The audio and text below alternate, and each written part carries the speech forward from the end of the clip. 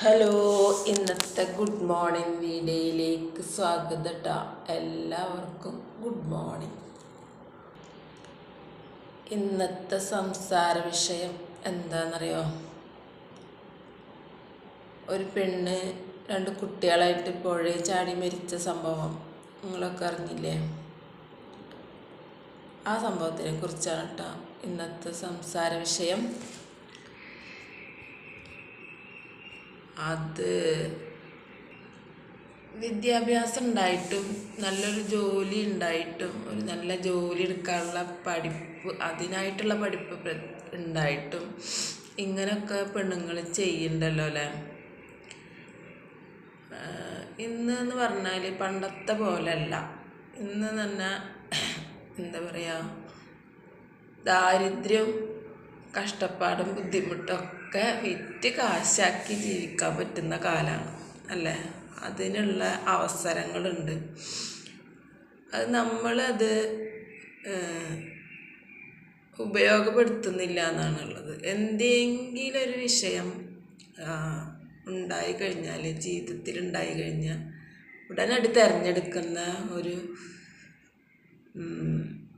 കാര്യമാണ് മരിക്കുക എന്നുള്ളത്.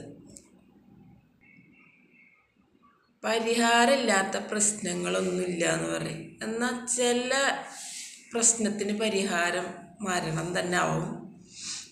അത് അങ്ങനെയുള്ള പ്രശ്നങ്ങളുണ്ട്. എന്നാലും കുട്ടികളെ കൊല്ലുന്നത്, കുട്ടികളെ, ചെറിയ മക്കളെ അവർ ജീവിക്കാൻ ഇറങ്ങിയിട്ടുള്ളൂ, ജീവിക്കാൻ തുടങ്ങിയിട്ടുള്ളൂ. അവർക്ക് എന്താണ് അമ്മ ചെയ്യണത്, അല്ലെങ്കിൽ നമ്മളെ കൊല്ലുന്ന ആൾ എന്താണ് ചെയ്യണതെന്നൊന്നും അവർക്കറിയില്ല. അവർ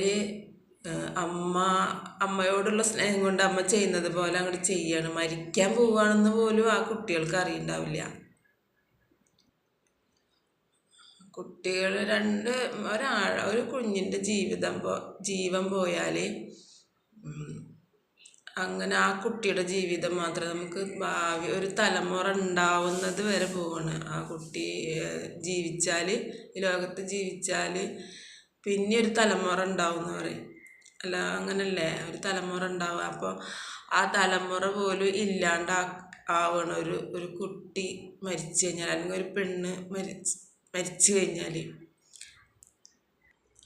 ലോകത്തെല്ലാവരും എല്ലാവിധ സുഖ സൗകര്യങ്ങളും കിട്ടിയിട്ടല്ല ജീവിക്കുന്നത് അല്ലേ. ഓരോരുത്തർക്കും ഓരോരുത്തരുടേതായ ബുദ്ധിമുട്ടുകളും വിഷമങ്ങളൊക്കെ ഉണ്ട്.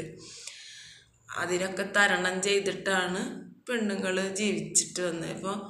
ഇപ്പോൾ ആ മരിച്ച പെണ്ണിൻ്റെ അമ്മ ഇപ്പോൾ എന്തെല്ലാം സഹിച്ചിട്ടാവും അവളെ വളർത്തി കൊണ്ടുവന്നിട്ടുണ്ടാവുക, കല്യാണം കഴിച്ചിട്ടുണ്ടാവുക, പഠിപ്പിച്ചിട്ടുണ്ടാവുക.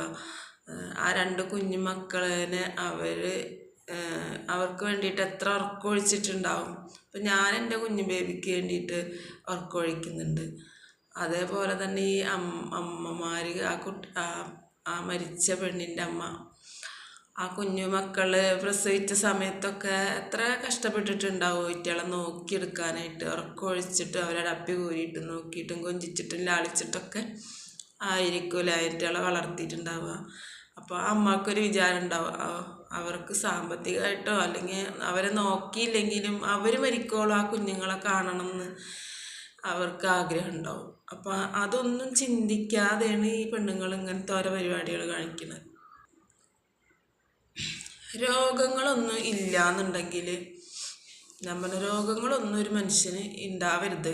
അങ്ങനെ ഉണ്ടാവാത്ത കാലത്ത്, രോഗങ്ങളൊന്നും ഇല്ലാത്ത കാലത്ത്, ഇല്ലാത്തിടത്തോളം കാലം ജീവിക്കാനൊരു ബുദ്ധിമുട്ടുമില്ലെന്ന്. എന്തെങ്കിലുമൊക്കെ പണിയെടുത്താൽ ജീവിക്കാൻ പറ്റും. പിന്നെ എന്ന് പറഞ്ഞാൽ ഒരു വീട് ഉണ്ടാവണം. അത് ഉണ്ടെങ്കിൽ തന്നെ നമുക്ക് കുറച്ചൊരു കഷ്ടപ്പാട് ഉണ്ടെങ്കിലും അത് അറിയാതെ ജീവിക്കണം എന്നുള്ളൊരു വീട് ആവശ്യമാണ്.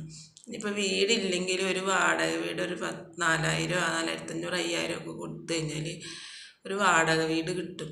നമ്മൾ അന്തസ്സായിട്ട് ജീവിക്കുക, നല്ല രീതിയിൽ ജീവിക്കുക എന്നുള്ളതാണ്, പെരുമാറുക എന്നുള്ളതാണ് വലിയ കാര്യം. നമ്മൾ നല്ല രീതിയിൽ പെരുമാറി കഴിഞ്ഞാൽ നമ്മൾ സഹായിക്കാനും ആൾക്കാരുണ്ടാവും, നമുക്ക് ജീവിക്കാൻ വഴിയുണ്ടാവും. അങ്ങനെ ഇപ്പോൾ ഒരാളങ്ങോട്ട് ഉപേക്ഷിച്ച് പോയി എന്ന് വിചാരിച്ചിട്ട് നമ്മൾ മക്കളെ കൊല്ലാനും നമ്മളങ്ങ് ചാവാനൊന്നും നിൽക്കരുത്. ഇപ്പോൾ ആ പെണ്ണിന് ഇപ്പോൾ ജോലി ഉണ്ട്, വക്കീലാണെന്നൊക്കെ പറഞ്ഞിട്ട് ആ പെണ്ണിന് ഇപ്പോൾ എന്താ ഒരു 5000 റുപ്യ മാസം വാടക കൊടുത്തിട്ട് ഒരു വീടെടുത്തിട്ട് ഈ കുഞ്ഞുമക്കളെ വിദ്യാഭ്യാസം നോക്കി ജീവിക്കാനിപ്പോൾ എന്താ അവൾക്ക് കഷ്ടപ്പാട്?